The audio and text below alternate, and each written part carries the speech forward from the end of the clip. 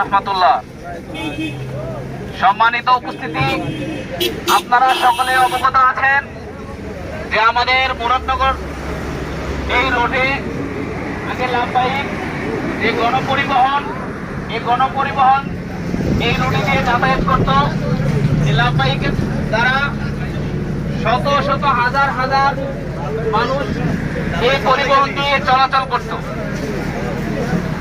সিএনজিওয়ালারা কিছুদিন আগে আন্দোলন করে এই বাস তারা উঠিয়ে দিয়েছে। তারা এই বাসকে উঠিয়ে দেওয়ার আগে বলছে যে মানুষদের সাথে জুলুম করবে না, মানুষদের সাথে খারাপ আচরণ করবে না, মানুষকে হয়রানির শিকার করবে না তারা। কিন্তু আমরা কি দেখলাম যে লাভবাহিক বাস উঠার সাথে সাথে আমরা প্রতিনিয়ত তাদের দ্বারা হয়রানির শিকার হচ্ছি এবং কি তাদের দ্বারা আমরা ব্ল্যাকমেলের শিকার হচ্ছি। তারা আমাদের কাছ থেকে দ্বিগুণ ভাড়া হাতিয়ে নিচ্ছে।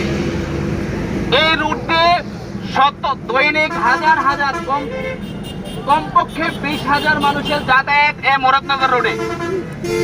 সন্ধ্যা না হতে হতে তাদের ভাড়া হয়ে যায় দ্বিগুণ, রাতের 8টার পরে হয়ে যায় 4 গুণ থেকে 5 গুণ পর্যন্ত তাদেরকে ভাড়া দিতে হয়। এখন আমরা সকলেই মুরাদনগরবাসীর সকলের পক্ষ থেকে আমরা আজকে মানববন্ধন থেকে শাহ মোফাজ্জল হোসেন কায়কোবাদ দাদাভাইকে আমরা একটা মেসেজ দিতে চাই যে মুরাদনগরবাসী, আপনি যতদিন বেঁচে থাকবেন আপনার বিকল্প মুরাদনগরবাসী কাউকে ভাবে না। আপনি যতদিন থাকবেন আমরা আপনার পাশে আছি।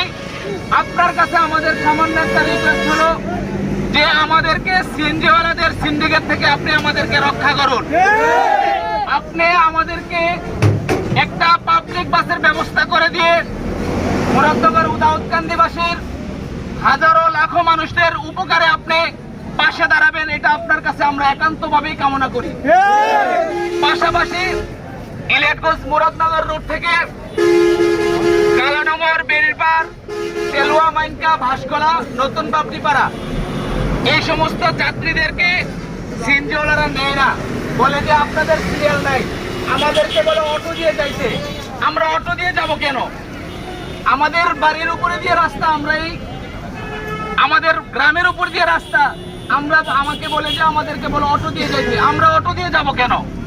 তারা আপনারা আন্দোলন করে যখন বাস উঠাইছেন, আপনারা কেন একটা ব্যবস্থা করলেন না? আপনারা যাত্রীগুলো নেবেন না কেন? এখন আমরা আমাদের এক দফা এক দাবি, আমরা সিএনজিওয়ালাদের কাছে হয়ে থাকতে চাই না। দাবি মোদের একটাই, লাভবাহীক পুনরায় আবার মুরাদনগর রোডে চালু চাই। আমাদের এক দফা এক দাবি, মুরাদনগর রোডে আবার লাভবাহীক ট্রান্সপোর্ট আমরা আবার চাই। আমরা মাত্র 5 দিনের সময় দিলাম। 5 দিনের মধ্যে যদি লাভবাহী বাস চালু না হয়, আমরা লক্ষ মানুষের এবং কঠোর কর্মসূচি আমরা বাধ্য হব। দাদাভাই, আপনার পাশে মুরাদনগর, আপনি লক্ষ মানুষের চিন্তা করবেন, লক্ষ মানুষ হয়রানির শিকার তাদের দ্বারা। আপনি এই বিষয়টা একটু চিন্তা করবেন। এই বলেই আমি আমার সংক্ষিপ্ত বয়ান শেষ করছি। আল্লাহ